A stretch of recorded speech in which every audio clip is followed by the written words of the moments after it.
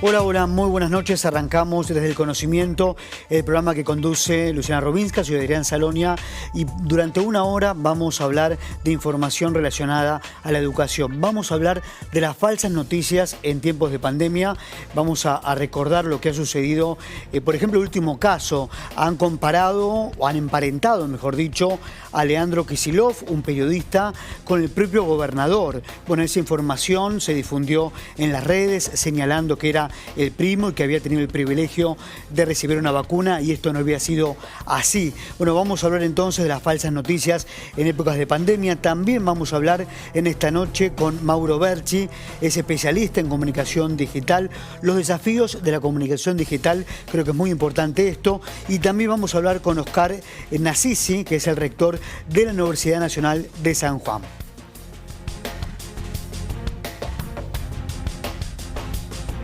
Bueno, saludo como todas las noches a Jaime. Jaime, ¿cómo te va? ¿Qué tal? ¿Cómo te va, Adrián? Bueno, ¿qué tenemos para hoy? Hoy vamos a contar de algo trascendente para las universidades, que son los colegios secundarios de las universidades. Las universidades, además de tener la función de docencia, de investigación, de extensión, las carreras de pregrado, de grado y de posgrado, tienen una tarea muy importante que algunas la han asumido históricamente, otras la están asumiendo ahora, que son sus colegios secundarios o preuniversitarios. Vamos a contar algunas experiencias de eso. Bien, en minutos lo conversamos. Vamos a hablar con Soledad Gori, que está en nuestros estudios. Soledad, socio investigadora del CONICET. Y recién lo adelantábamos, ¿no? Las falsas noticias y sobre todo en tiempos de coronavirus. ¿Cuál es tu mirada? Bueno, que es muy peligroso, justamente en momentos de crisis sanitaria se aprovecha mucho, ¿no? Esto de tratar de vender con titulares, ¿no? Con contenido engañoso, o cadenas de WhatsApp, los hemos sufrido todos, digo, a lo largo de todo este año, con cadenas que decían cómo teníamos que desinfectar, hasta que era un virus inventado, o cómo podíamos curarnos, ¿no? Con vapores de agua, digo, hemos visto de todo, algunas con daño muy directo a la salud, nuestra y de nuestros seres queridos, y otras más indirectamente, ¿no? El problema, las fake news ya existen hace bastante tiempo, pero siempre asociados más que nada a la política. Es la primera vez, creo, que estamos ante tanta desinformación respecto a salud, ¿no? Ahora, en relación a esto, ¿no? Como algunos sectores, ¿no? Que trabajan detrás de estas noticias, tuercen la realidad todo el tiempo, direccionan la información, desinforman a la sociedad. Y esto, como decías vos, es muy, pero muy peligroso. Sí, es peligroso porque, bueno, nosotros lo vemos todo el tiempo en el proyecto que estamos haciendo de Ciencia Anti-Fake News desde CONICET. Estamos justamente tratando de, con evidencias científicas, empezar a desmitificar, ¿no? Estas falsas noticias. El problema es que siempre llegamos, como cualquier grupo de chequeo, llegamos después, ¿no? Y claro, entonces las repercusiones nunca son tan grandes como la de la noticia falsa en sí. Y la verdad que tenemos ya muchos seguidores y muchas personas que nos consultan todo el tiempo, y es algo constante, continuo, con la vacunación. Al principio fue el origen del virus y todo lo que tenía que ver con cómo curarse, ¿no? Los tratamientos milagrosos. Bueno, lo hemos visto con el dióxido de cloro, ¿no? Siempre tienen un interés por detrás, ¿no? Estas falsas noticias. O también, bueno, puede ser compartida sin querer, ¿no? Cada persona, somos súper difusores, se llama, ¿no? Cuando compartimos pensando que es verdad porque se ajusta a nuestras creencias, y lo compartimos, la verdad, o mismo nos llega por alguien conocido, ¿no? Le damos como credibilidad solo por eso, pero después están los que realmente las inventan, ¿no? Con siempre un contenido, algo cierto, pero tergiversado, y bueno, con un interés político, económico detrás. ¿Cómo arrancó el proyecto? ¿Quiénes lo componen? Sí, bueno, el proyecto arrancó, somos todos científicos y científicas de CONICET, algunos también en universidades estamos. Yo, por ejemplo, estoy en la Facultad de Ciencias Exactas y Naturales de la UBA, y la verdad que comenzó así, llegándonos un montón de consultas de nuestros propios familiares, preguntándonos: vos que sos científica, vos que entendés que ¿Ustedes no se dedican a la comunicación? No, nosotros todos somos, por ejemplo, yo me especialicé en inmunología, soy bióloga, y cada uno trabaja como en su área, pero yo, por ejemplo, ya hacía divulgación científica, siempre con proyectos de extensión también desde la facultad, y la verdad que en ese momento fue, nada, pensar, cranear un poco el proyecto y decir, bueno, esto que estoy haciendo con mi familia, bueno, vamos a aumentar la familia y vamos a darlo como servicio también a la sociedad, ¿no? Es un proyecto voluntario y autogestivo, que lo que hicimos fue ponerlo en manos de CONICET porque nos parecía que también eso iba a remarcar, ¿no? Ese prestigio que tenía antes y que en los últimos años la verdad que fue bastante ninguneado. el organismo. Soledad, si hablamos de la Sputnik V, que es la vacuna que se está aplicando en la Argentina, una de las vacunas, bueno, dirigentes de la oposición, una dirigente importante de nombre, Elisa Carrió, acusando al presidente de envenenamiento. Ella difundió estas declaraciones, hizo una denuncia contra el presidente Alberto Fernández. Hay gente que al escucharla no se anotó para vacunarse y ahora sí se quiere vacunar. Sí. Y esto es un problema, ¿no? Es un problema. Fue tremendo lo que hemos vivido con la Sputnik. La verdad es que el desprestigio que se le hizo tanto a la institución, ¿no?, que la generó, porque convengamos que Gamaleya es un centro que tiene un reconocimiento increíble para nosotros, y la verdad que fue sistemático, ¿no? Esto lo hemos visto y costó mucho poder desmitificar, digo, desde, no sé, mi celular explotando, desde los 42 días sin alcohol, que fue algo que nos pareció súper bizarro, porque al lado de todo lo que podía preocupar, digo, estar 42 días sin tomar alcohol, también una información que no era así, no era cierta, todo el mundo preocupado. Desde eso hasta, bueno, todo lo que se ha dicho, el envenenamiento creo que es el extremo, ¿no? La verdad que sí, a nosotros nos preocupa mucho, más cuando viene de referentes políticos y mismo también de los medios de comunicación en sí, claro. Digo, periodistas, actores opinando también sobre si se van a vacunar o no, digo, la verdad que nosotros estamos ahora también trabajando con la Defensoría del Público porque estamos tratando de ayudar a hacer recomendaciones para la cobertura de lo que es el plan de vacunación, porque bueno, es esto, dejar que también todo el mundo opine, digo, en ciencia no hay opiniones, digo, sino que hay evidencias, ¿no? Hay consensos científicos. Y la ahora, verdad que con Sputnik fíjate, se vio eso. Es que la campaña fue explícita, ¿no? Los antivacunas, como los denominamos. Hoy por hoy la Sputnik V es requerida hasta por países europeos. Sí, sí, y de hecho hoy mismo creo que acá...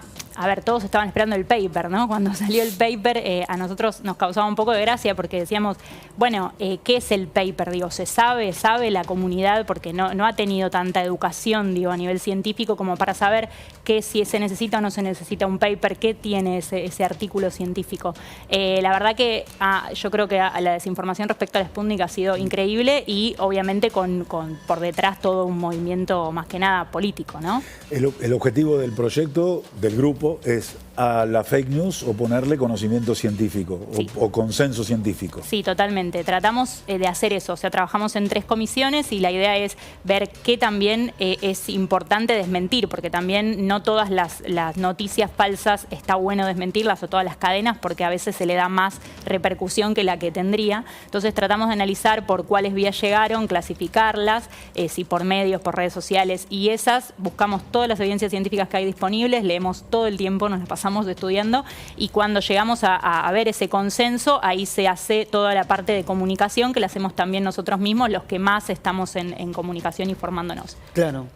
¿Cómo combatimos las falsas noticias? En caso del gobierno nacional, tienen que llevar más transparencia a la ciudadanía, comunicar, tener un vínculo comunicativo más directo frente a las falsas noticias. Sí, yo creo que sí. Todos creemos nosotros en el grupo que cuanto más comunicación mejor, pero también hay que pensar esto, ¿no? Que hay que generar el pensamiento crítico en las personas, creo que es lo fundamental, y para eso la educación también digital está buenísimo, porque tienen que empezar a darse cuenta solos que hay que desconfiar de todo lo que uno lee, y más cuando es en redes sociales, que cada uno tiene el poder de decir lo que sea, pero creemos que sí, que los mensajes claros y a tiempo es lo mejor, porque también en algo que cambia todo el tiempo, los mensajes contradictorios empiezan a bajar la confianza y la credibilidad de las personas, ¿no? Pero bueno, también en el momento este que estamos es difícil no tener mensajes contradictorios. Digo, lo ha tenido la OMS con los barbijos sí, barbijos no, porque las evidencias se van acumulando. Ese es el tema de comunicar también todo lo que es preliminar. Al principio de la pandemia vimos que se comunicaba mucho desde los medios de comunicación por la avidez de información que había para publicar de COVID, trabajos que todavía estaban como preliminares, no revisados por pares, no publicados. Entonces no tenían que llegar en verdad a la sociedad. ¿Por qué? Porque eso genera después un mensaje contradictorio y baja la adherencia, ya sea a tratamientos o a vacunas. Hemos vivido un año cuesta arriba, ¿no? Imposible. Sí. La Sputnik está clara, te pregunto, Adrián, comentaste, ¿cuál es la otra fake news, la peor de toda, la más dramática que vos viste? Que si no puedo creer que estén diciendo esto. Bueno, es que son tantas, pero la del origen del virus que fue creado en laboratorio, tenemos también algunas más bizarras, como decimos nosotros, que es la transmisión del virus por antenas 5G y la gente rompiendo las antenas. Eso se ha visto, sí, a nivel global se ha visto eso en otros países ¿Personas también. derribando antenas? Derribando antenas porque era como, son las teorías conspirativas, ¿no? Que lo que hace también es que en estos momentos de incertidumbre haya más teorías conspirativas y gente que tiene una predisposición, eso se está estudiando, que justamente son personas que tienen una predisposición a creer en eso para tener algo de seguridad, porque ante un momento de tanta incertidumbre nos agarramos de algo, ¿no? Entonces empieza esto, que está todo inventado, que en realidad las 5G es lo que lleva el virus a todos lados, que las vacunas tienen microchips que nos van a controlar, como si no nos controlaran con esto ya. Entonces, esas fueron como las más bizarras, pero después tenemos las más preocupantes o las más peligrosas, como la del dióxido de cloro, que no podíamos creer que haya salido de cadenas de WhatsApp y de venta en plataformas que las veíamos y que no lo podíamos creer, a llegar a la televisión, ¿no? Una conductora de televisión tomando dióxido de cloro en vivo en una botella. Ahora, yo leí un artículo en Le Monde Diplomatique que hablaba de estos grupos de extrema derecha que están detrás de las falsas noticias, que saben utilizar muy bien las nuevas tecnologías. Sí, eso, bueno, también están los bots, ¿no? Que son justamente lo que automáticamente hace que se polarice la gente. Porque en definitiva la fake news lo que hace es extremar la sensibilidad y lo que nosotros ya traemos, la ideología. Se les dice que es una reacción afectiva lo que nosotros hacemos, emocional, eso de compartir. O sea, leo el titular y ya comparto, ¿no? De hecho, Twitter ha hecho algunos estudios y vio que el 60% de las personas compartía leyendo solo el titular. O sea, no se detenía ni a abrir el link y ver la noticia entera. Entonces, ante eso creo que es el peligro, ¿no? De estar compartiendo porque esto me indigna, ya sea de un lado o del otro de la grieta, digo, ¿no? Me indigna, lo comparto y no lo chequeé antes. Y bueno, y eso se hace una bola.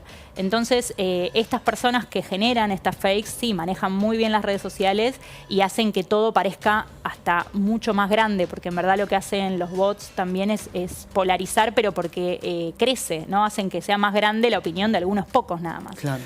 Yo le creo a la fake news porque le quiero creer o porque es verídica. Me suena verídica. O sea, la fake news me confirma que tengo que decir que el presidente me envenena. Sí. O como lo dice alguien que dice eso, le creo. A ver, en verdad lo que hace es que se le llama sesgo de confirmación, es justamente uno selecciona las evidencias que se ajustan a lo que yo ya creo. Entonces yo voy a leer las noticias ya con un sesgo. Por eso siempre decimos que hay que desconfiar hasta de uno mismo, como está leyendo. Claro. Y de hecho, hasta a nosotros mismos nos pasa. Estamos leyendo de un diario o de otro diario y ya estás buscándole la vuelta para decir, acá. Bueno, eso es lo primero que hay que tratar de sacarse de encima. Y también los otros sesgos que son la repetición, la familiaridad, que te lo manden varias personas al mismo tiempo. Todo eso le da como credibilidad a algo que en verdad no tiene evidencia para hacer. Ni cabeza. Claro, tal cual. Quien es víctima de una falsa noticia, como Leandro Kisilov, que es un periodista que trabaja en el Hospital San Roque de Gonet, bueno, a él lo señalaron como haber tenido el privilegio de vacunarse y no fue así, no tiene ningún tipo de parentesco con el gobernador de la provincia de Buenos Aires. Frente a una falsa noticia, si uno es víctima, tenés que salir a aclararlo, ¿no? Y lo mejor es que sí, nosotros lo que siempre cubrimos los que tienen que ver con ciencia, ¿no? Y con salud, los otros tipos de fake news ya nos exceden porque no tenemos herramientas para poder probarlo, pero sí hemos tenido algunos casos de audios, por ejemplo, virales, donde esos también, por ejemplo, que me preguntabas un ejemplo, había de la vacunación en Santa Fe que se había suspendido en teoría en Rosario, eso fue muy viral al principio del año, por la cantidad inmensa de efectos adversos que había, un 30% de efectos adversos, y decían que habían llegado de 12.000 vacunas, 12.000 dosis, 4.000 efectos adversos, y no habían llegado a ese número, pero nunca, porque era imposible. Bueno, esos audios que se viralizan y que dicen nombres, porque nos ha pasado eso, nos llegan audios de personas que dicen soy el doctor tal, y te estoy contando esto porque, estamos saliendo de una reunión con médicos y te nombran hospitales, te nombran... Bueno, es a propósito, les ponen como personas reales y lugares reales para que tengan más credibilidad, pero en verdad la información no es así. Entonces sí, que una persona que es la víctima salga a decir, no, yo no soy esa persona que mandó ese audio, y la verdad que ayuda. Ahora, fíjate vos que pueden provocar angustia, temor en la misma gente, en la misma sociedad. Sí, ¿no? sí, y mismo también en el caso, bueno, el dióxido de cloro creo que fue lo más extremo en cuanto a tratamientos, pero también ocurre con otros que utilizan tal vez y que sí pueden tener evidencias como la ivermectina, pero por ejemplo que todavía no están probados como métodos que sirvan terapéuticos para COVID-19 o mismo preventivos. Hay mucha gente, por ejemplo, tomándolo preventivamente, o mismo el dióxido de cloro, tomándolo preventivamente y por eso no se cuidan. Porque como están tomando algo que creen que, ¿no? Es esa confianza o esa creencia de que me va a hacer bien, no se cuidan, no usan el barbijo, por ejemplo, con otras personas. Entonces, el daño puede ser directo a la salud o puede ser indirecto de esta manera y al no cuidarse también estar poniendo en peligro a los demás también, ¿no? Soledad, ¿ustedes siguen con sus investigaciones, además de dedicarse a combatir, a luchar por la verdad? Sí, en paralelo, la verdad que sí, y empieza a ser como un poco agotador. Igual nos da mucho placer, la verdad, hacer este trabajo voluntario, pero a la vez tenemos que seguir con lo nuestro. Volvimos algunos a la presencialidad en los laboratorios, así que estamos tratando como de hacer un poco y un poco, pero de hecho queremos empezar a hacer también para una sección para chicos, porque ahora con la vuelta a las escuelas nos parece que ellos también pueden ayudar mucho a los adultos bueno, son medio así de marcar los errores, les niñes, son como de ponete el barbijo bien, ¿no? Entonces queremos tratar de hacer un anti-fake kids, a ver si podemos. Hay muchos proyectos, pero bueno, también necesitamos tiempo, ¿no? Estamos en tiempos de pandemia, Soledad, pero también en tiempos electorales. ¿Cómo juegan las falsas noticias en un año electoral? Este año se van a llevar adelante las elecciones de medio término en la Argentina. ¿Qué mirada tenés sobre esto? Bueno, es que en verdad se inició, el concepto fake news apareció por las elecciones de Trump, ¿no? Las primeras, en 2017, si no me equivoco, con lo cual siempre estuvieron linkeadas con las elecciones y con lo político, ¿no? A mí me parece ya bastante grave igualmente terminar votando a partir de lo que vi en redes sociales o lo que escuché en medios de comunicación que me polarizan a propósito, porque también pasa eso que los medios también tienen su propio público y les dan la información que el público quiere escuchar, ¿no? Eso también se sabe. Entonces, a mí eso ya me parece muy grave. Más grave me parece cuando encima la fake logra dañar la salud. Me parece que esto fue como el punto álgido, ¿no? Sí, el punto extremo. Claro, me parece como que ya es imperdonable, digo, ¿no? Una cosa es, bueno, jugar con a nivel político y otra cosa es ya meterse con la salud de la gente.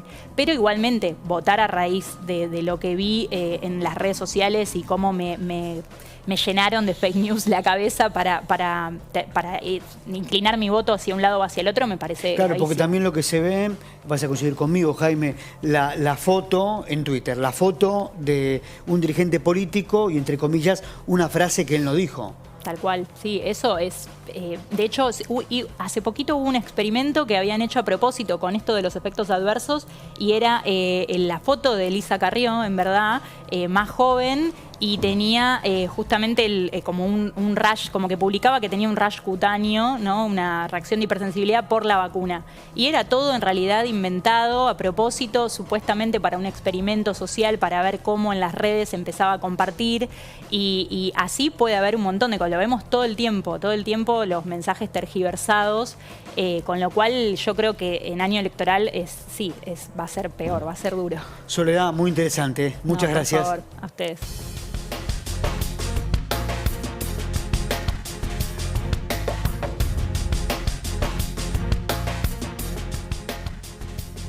Bueno, nos vamos a la Universidad de Lanús. Se le realizó un homenaje a Astor Piazzolla.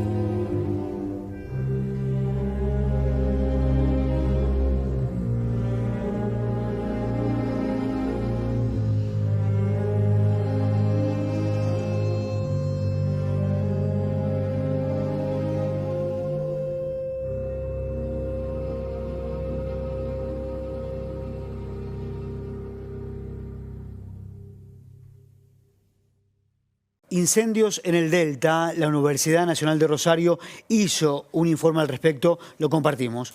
Nunca dejamos de detectar focos de incendio en el humedal. Todos los años hay quemas. La destrucción del ecosistema debe tener un valor penal. Es una situación de nunca acabar.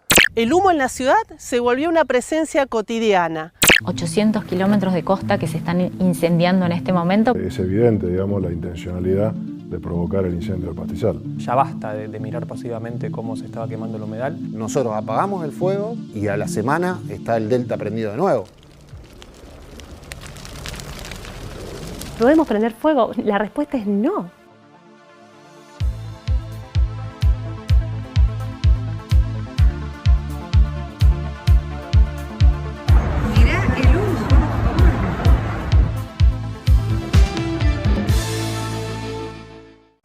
El simulador de la vida en Marte. Vamos a compartir este informe que realizó la Universidad Nacional de La Rioja. Esta es la primera visita del año nuestra, de la Secretaría del Ministerio de Industria, para repasar primero las acciones que estamos llevando adelante junto con la universidad y proponerle algunas acciones nuevas, proyectos nuevos, la necesidad de que la UNLAR sea protagonista de las iniciativas que estamos desarrollando desde el Ministerio, desde la Secretaría de Ciencia y Tecnología, como lo hemos hecho siempre. Y en este caso puntual, el ministro me ha encomendado invitar al rector y a la secretaria a empezar a conversar, a empezar a articular sobre la base del proyecto Solar 54, que es el proyecto de innovación en materia de espacial, que estamos acompañando junto con una empresa privada que ha traído la iniciativa y los primeros estudios, para desarrollar una plataforma análoga a Marte en Los Colorados. Como siempre venimos trabajando de manera articulada con el gobierno, con muy buenos frutos, así que siempre el Ministerio y particularmente la Secretaría de Ciencia y Tecnología de la provincia son bienvenidos. En términos generales, hace años que venimos trabajando de manera colaborativa, de manera articulada, y esto nos permite de manera conjunta avanzar en el desarrollo científico y tecnológico. Como bien expresó el secretario, el proyecto de Marte es uno de los más importantes que hemos tenido en los últimos tiempos acá en la provincia. Son módulos que pueden desplazarse, es decir, que tienen una tecnología de muy alta performance y que va a posibilitar a nuestros investigadores y a nuestros estudiantes poder desarrollar diferentes actividades en un área que, como decía el secretario, es un desafío, pero que estamos preparados para realizarlo.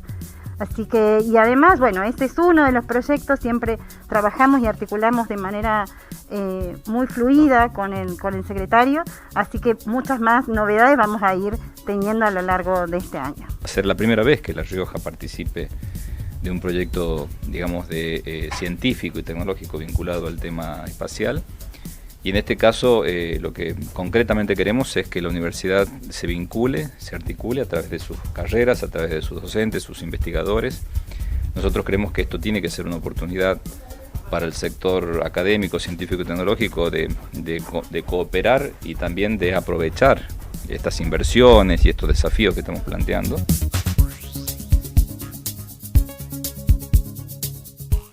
Bueno, continuamos en Desde el Conocimiento, el programa de las universidades aquí por C5N. Vamos a saludar a Mauro Berchi, que es el especialista en comunicación digital. Mauro, gracias por venir. Bueno, gracias a ustedes. ¿Cómo andan? Muy bien. Bueno, ¿cuál es el desafío de la comunicación digital en la Argentina?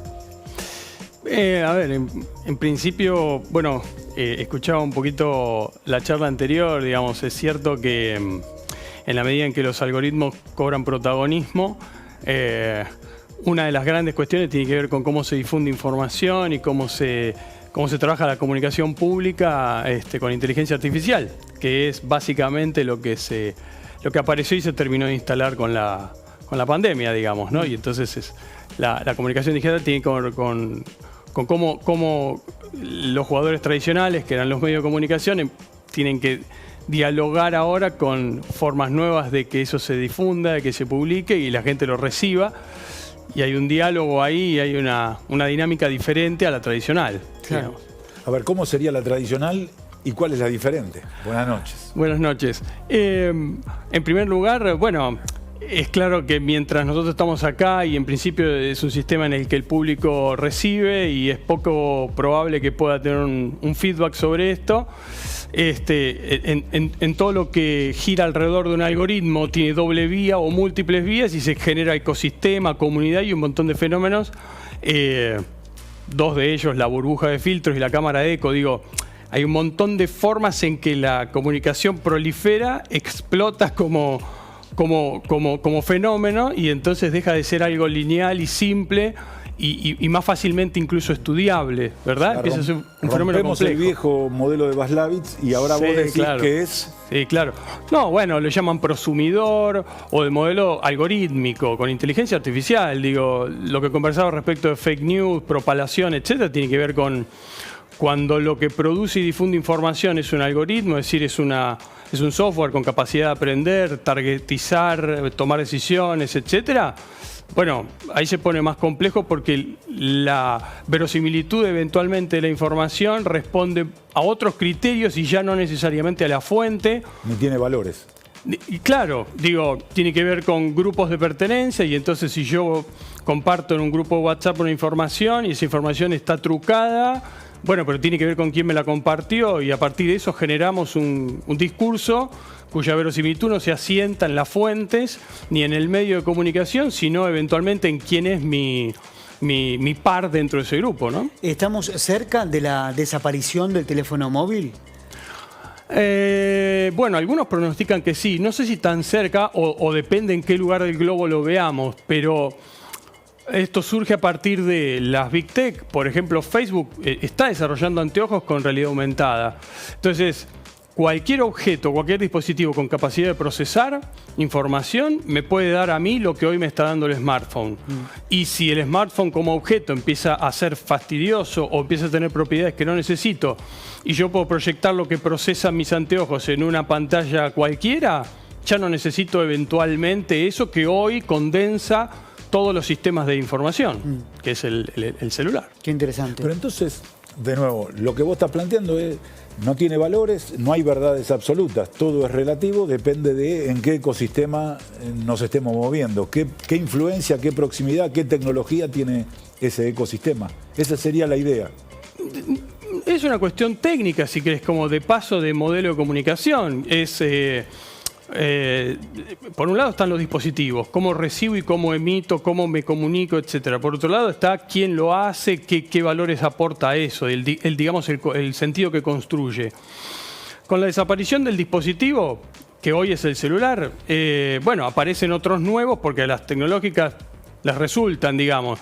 De ahí para adelante, si yo lo que hago es falsear la realidad o no, es otra discusión. Otra discusión, ¿no? Digamos, pero el Internet de las cosas y los wearables, quiero decir, el smartwatch, empiezan a ser como reemplazos del dispositivo que es el rey de la comunicación hace 20 años, que es el celular. Cada vez más conectada al mundo, cada vez más gente, cada vez más ciudadanos conectados al mundo digital y no tanto al mundo tradicional. ¿Eso se ve? ¿Lo percibís?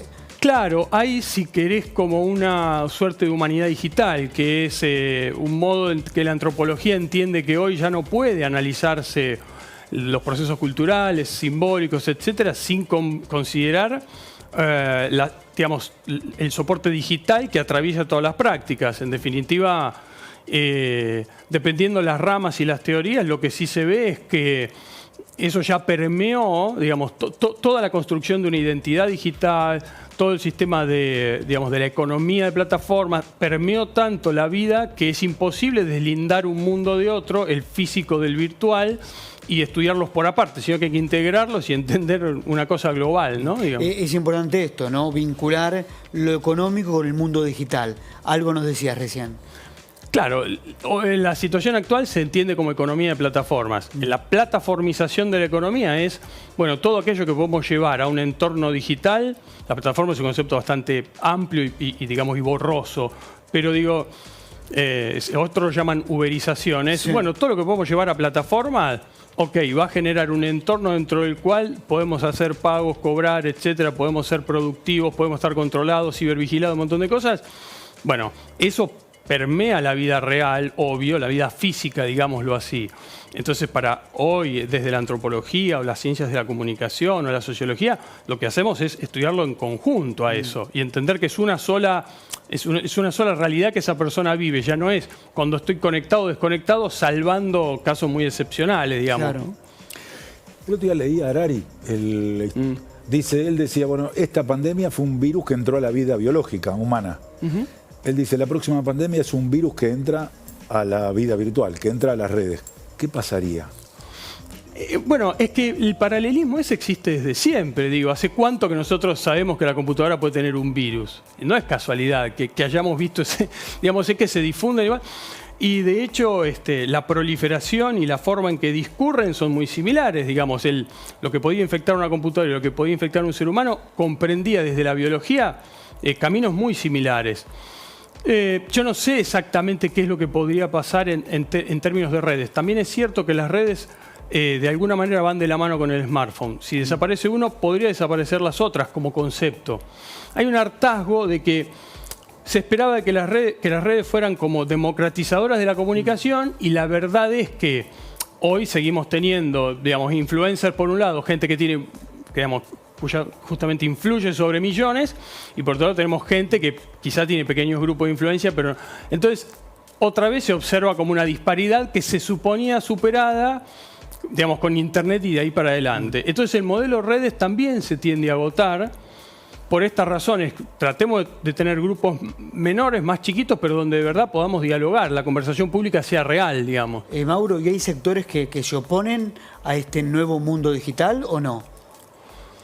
Yo no sé si hay sectores. Sí creo que las grandotas nunca les gusta que aparezcan cosas nuevas. Digo, si vos tenés la sartén por el mango en eso ¿no? Y siempre hablamos de las mismas, que son las que nombramos todos, que son las dueñas de la comunicación, y cuando aparece un chiquito que propone algo diferente, bueno, tratan de cooptarlo, o lo compran, o lo alejan, o lo sacan de la plataforma. Hay un fenómeno que es la desplataformización. El de platform lo definieron hace poco también, que es: vos sos una red social que tenía pocos seguidores o un sistema de chat que la verdad que no tenía muchos usuarios y por alguna razón empezás a crecer y de pronto las dos dueñas de sistemas operativos de celulares de todo Occidente te sacan del Play Store y fuiste. Digo, claro, no tenés más chances porque hay un juego muy concentrado y esto es completamente cierto. El abuso de posición dominante es claro respecto de los que tienen los sistemas operativos, ¿verdad?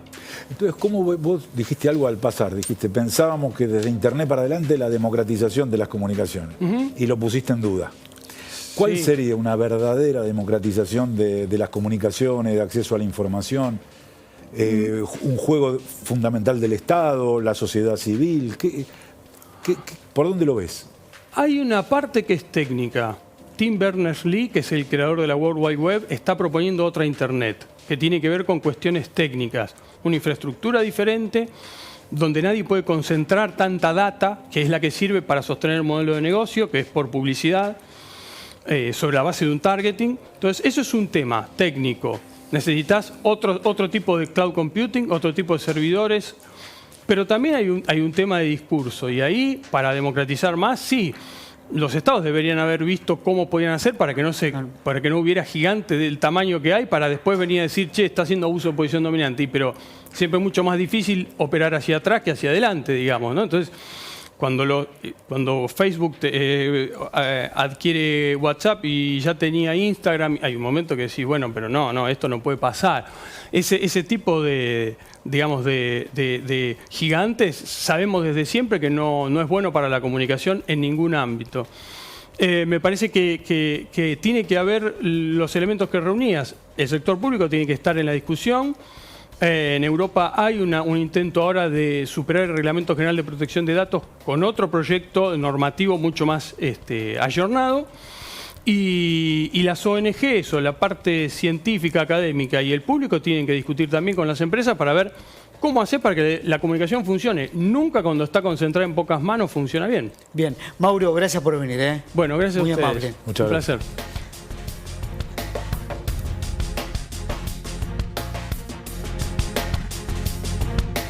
Escuchamos ahora la voz de los estudiantes, la voz de nuestros protagonistas. Hola, mi nombre es Juan Cacheda, soy el primer graduado de la licenciatura en Biotecnología de la Universidad Nacional de Moreno. Me gradué defendiendo mi trabajo final titulado Expresión y purificación de la proteína no estructural 1 del virus Zika con fines diagnósticos. Soy oriundo de la ciudad de Luján y tengo 24 años. Particularmente me siento muy feliz por ser el primer graduado y por este reconocimiento, y considero que es un pilar fundamental seguir apostando a la educación pública y a los científicos argentinos. Bueno, yo estudio Ingeniería en Sistemas de Información y elegí la UTN un poco de casualidad porque era la única facultad en Rosario que tenía la carrera que yo había elegido, pero bueno, sin dudas la volvería a elegir. Bueno, elijo presencialidad totalmente, porque si bien creo que la virtualidad nos ha zafado el lado académico bastante bien, también nos ha dejado de lado lo más lindo que tiene la UTN, que es la calidez y la compañía humana. Bueno, para este 2021 espero volver a la normalidad, porque cursar y hacer deporte en la Facu es una experiencia de una calidad inexplicable. A la parte puntual del plan de estudio le sumaría materias de seguridad informática, Big Data, pero de todas maneras creo que así está muy completo y además hay muchas opciones con las materias electivas. ¿En qué me veo trabajando? ¿Qué pregunta? Bueno, todavía no lo sé, pero espero que sea en algún equipo de innovación. Bueno, nos vamos ahora a San Juan. Vamos a saludar a Oscar Nasisi, que es rector de la Universidad Nacional de San Juan. ¿Cómo te va, Oscar? Soy Adrián Salonia. Estamos con Jaime. Buenas noches. Buenas noches, Adrián. Buenas noches, Jaime. Un gusto estar con ustedes hoy. Gracias por atendernos. A ver, Oscar, contanos, bueno, el funcionamiento de la Universidad Nacional de San Juan en tiempos de pandemia. ¿Cómo anduvo la cosa? Bueno, la verdad que ha sido toda una experiencia. Como yo siempre digo, el año pasado, en el año 2020, tuvimos que reinventarnos, porque indudablemente que la Universidad Nacional de San Juan era una universidad que estaba basada en la presencialidad. Y tuvimos que rápidamente reconvertirnos y pasar a una universidad en donde la mayor parte de la actividad académica, de investigación, y te diría hasta un poco la de extensión, tuvo que hacerse de forma virtual. Fue toda una experiencia, fue todo un aprendizaje. Creo que crecimos como institución en medio de esta crisis, digamos, en la cual nos puso la pandemia. Creo que como universidad hemos crecido y hoy estamos en una situación completamente distinta, porque hemos planteado un funcionamiento de la universidad bimodal, en donde vamos a matizar entre virtualidad y presencialidad mientras las condiciones sanitarias de la provincia se sostengan y con todos los cuidados y protocolos, digamos, que hemos aprobado y que tenemos de nación y de provincia. Creo que tenemos que pensar que la universidad o el sistema universitario a partir de la pandemia cambió. No tenemos la misma universidad que en el año 2019. Hay nuevos desafíos, nuevas estructuras, nuevas formas de percibirla, y hacia eso tenemos que de alguna manera enfocarnos para ver de qué manera satisfacemos las necesidades y las expectativas de todo el pueblo, que me parece que es a quien nos debemos, pero que hasta el momento, bueno, estamos tratando de paliar de la mejor forma posible. Hola, Oscar, buenas noches. Hola, Jaime, ¿cómo estás? ¿Cómo has visto a los chicos? ¿Qué podés decir de los chicos, de las chicas, de esta experiencia? Vos hablás de la institución. ¿Qué pasó con los chicos, las chicas, académicamente, socialmente, culturalmente? Bueno, indudablemente que para los chicos debe haber sido uno de los estamentos más perjudicados de esta situación, por varias razones. A ver, en provincias como San Juan o en provincias del interior, como sabemos decirle, indudablemente es que la conectividad no es tan fluida como en otros lugares, y esto hizo que muchos de nuestros estudiantes no tuvieran la posibilidad de conectividad y por lo tanto no podían acceder a las clases virtuales. Hicimos convenios con un sinnúmero de municipios de la provincia y de fuera de la provincia para que se habilitaran los puntos digitales a fin de que estos chicos pudiesen tener un lugar a donde acudir y poder tomar las clases. Pusieron el hombro, se allanaron a casi todos. Nosotros tratamos de facilitar las cosas, pero no alcanzó. Indudablemente hemos tenido una merma en muchos chicos que han abandonado, pero que de alguna manera en la inscripción de este año se ve reflejada de manera diferente, porque casi todas nuestras carreras hemos aumentado en muchos casos al doble la cantidad de estudiantes que se han inscrito. Lo que antes eran carreras de 100, 150 estudiantes, hoy están en 300, 350 en algún caso. Hay como una percepción distinta en la universidad. Yo en cierta manera se lo adjudico a de que esta apertura a la virtualidad hace que muchos más chicos que antes trabajaban y que no podían acceder a horarios tan rígidos que daba la presencialidad, hoy tengan la oportunidad de hacerlo, y por eso que tenemos muchas mejores perspectivas para este año. Indudablemente que a través de las ayudas económicas del Gobierno Nacional, de la Secretaría de Políticas, con el refuerzo para conectividad y becas que tuvimos que reforzar, pero te diría que en un 200% la cantidad de becas que hemos dado el año pasado, hemos tratado de sostener a los estudiantes, que ha sido muy bien recibido, pero me parece que tenemos que seguir trabajando en ese sentido porque indudablemente no alcanza. Los chicos Oscar, han puesto muchísimo el hombro. Vos sabés que el caso de Horacio Rodríguez Larreta, cuando propuso la vuelta a la presencialidad, hubo una cierta desconformidad de gremios docentes, ¿no? Porque no estaban claros los protocolos que había presentado la Ciudad de Buenos Aires. Había miedo, temor de los maestros y profesores a contagiarse. ¿Pasó esto en San Juan? No, en realidad nosotros tenemos una muy buena relación con todos los gremios, tanto docentes como no docentes. Tenemos una comunicación fluida y permanente, tenemos habilitadas las paritarias, te diría que en forma permanente, y estamos trabajando junto a ellos todos estos temas. Ellos han propuesto la bimodalidad, la presencialidad y la virtualidad, sin ningún tipo de problema. Tenemos actas paritarias firmadas hasta el fin, indudablemente que ellos resguardando desde la posición gremial lo que es ventajoso para su sector, tanto no docente como docente, pero acompañando. Yo estoy muy conforme porque yo noto un gran acompañamiento, también sirviendo de control para que se cumplan los protocolos y no nos dejemos estar en ese sentido. Así que yo he notado un acompañamiento gremial muy fuerte, y eso la verdad que es muy bueno porque hace que la institución siga evolucionando. Así que desde ese punto de vista no he tenido. Sí, indudablemente hay una esperanza puesta en la vacunación de todo el sector, ¿no?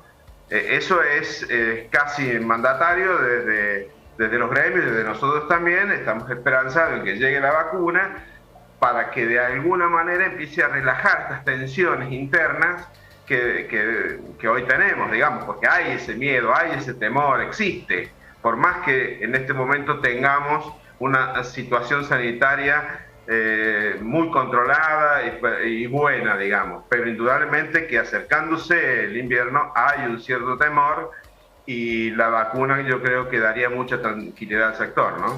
Oscar, vos contaste cómo se ha garantizado el derecho a la educación, a los chicos y a las chicas, el esfuerzo que ha hecho la universidad. ¿Qué ha pasado con otra función de la universidad, que es la investigación, la producción de conocimiento, la vinculación con el mundo productivo, social? Bueno, la investigación ha seguido funcionando, indudablemente con algunas restricciones, fundamentalmente por la cuarentena y el no poder juntarse los grupos de investigación. Pero ustedes saben que la tarea de investigación y la producción de conocimiento en muchos casos es individual, o en muchos casos se puede realizar virtualmente. Quizás la parte que está faltando es la validación de los resultados a través de las prácticas y demás, por tener, digamos, cerrados laboratorios y demás. Extensión sí ha sido un problema. Extensión ha sido un problema porque es un trabajo en territorio, in situ, en el lugar, y con este impedimento de poder estar cerca de la gente, indudablemente que nos ha perturbado de alguna manera las actividades que veníamos realizando. Hemos tratado de hacer algunas cosas virtuales, pero indudablemente que no alcanza, y bueno, se ha entendido. Creemos que estamos en el camino de cambiar esta filosofía. Como dije hace un rato, la universidad tiene que evolucionar de una manera distinta, y estamos en ese camino, pero la vinculación con el territorio me parece que es más que importante. Siempre hablo yo de trabajar mucho para los no universitarios, ¿no? Porque si no, hay mucha gente que aporta al sistema para que nosotros existamos y muchas veces las universidades no damos respuesta en ese sentido. Bueno, uno de los pilares nuestros fue tratar de acercar alternativas a todas aquellas personas que por diferentes razones no pudieron estar en las aulas de la universidad, pero que de alguna manera hoy los queremos tener cerca nuestro. Y nos consideramos parte del sistema o parte de la sociedad como un actor más, y desde allí trabajar juntos para mejorar la calidad de vida de la gente. Creo que esa es nuestra función. Oscar, gracias por este contacto, te mandamos un abrazo. Es todo muy interesante lo que nos contaste. Bueno, Adrián, muchísimas gracias. Jaime, un gusto como siempre. Y te agradezco Oscar, un abrazo por la entrevista. Un abrazo. Bueno, en segundos vamos a hablar de las escuelas secundarias. Jaime nos va a mostrar placas, nos va a mostrar números, pero ahora momento de pausa y enseguida continuamos con más Desde el Conocimiento.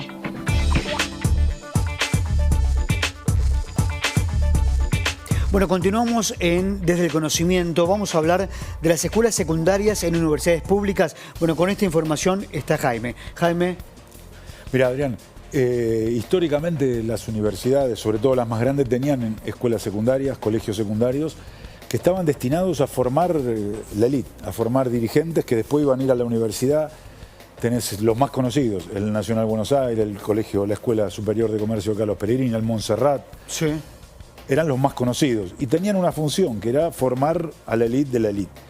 Pero las universidades, en una estrategia menos conocida, fundamentalmente algunas desde 2014, empezaron a generar escuelas secundarias con otro propósito, que es en los barrios más humildes, que haya escuelas universitarias para que los chicos más humildes, los más pobres, pudieran llegar a la universidad. O sea, romper un destino que la cuna muchas veces marcaba. La UBA, poco conocido, pero abrió un colegio en el sur de la ciudad, cerca de la Villa 1114, una escuela secundaria industrial para formar técnicos en robótica, en nanotecnología. Me parece que es una experiencia. Aquí contamos otra porque la semana pasada estuvimos presentes en la escuela secundaria, en la inauguración y en el inicio de la primera camada, 72 estudiantes de todas las localidades de Moreno. Moreno es una localidad que tiene una desigualdad muy grande, que tiene necesidades muy importantes. La universidad hizo un esfuerzo muy grande.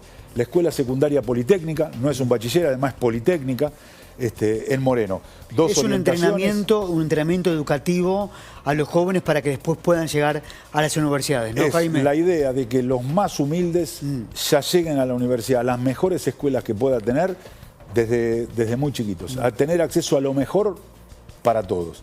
Este es un caso, la Escuela Politécnica de Moreno. También está 72 estudiantes. El 8 de marzo, el Día Internacional de la Mujer, además no es casualidad, se inauguró esta escuela. La UNSAM, otra de las universidades, esta en el 2014, creó su universidad, está en la placa que sigue. Creó una escuela, también una escuela industrial, allá en el fondo de San Martín, cerca del Reconquista, ¿no? Al fondo de José León Suárez. Ya tuvo 2 orientaciones, técnico en industria, técnico en ciencias naturales. En la próxima placa vas a ver, es una escuela secundaria que ya tiene... Esto tiene que ver con construir, y vas a coincidir conmigo, un país con más igualdad, con más oportunidades, sin duda, ¿no? Eminentemente. Es lo mejor en donde más se necesita. La Argentina unitaria ponía lo mejor en donde menos hacía falta para reafirmar la desigualdad. Aquí es, en el fondo de todo, la universidad con su escuela. 300 estudiantes, ya hay 50 estudiantes graduados.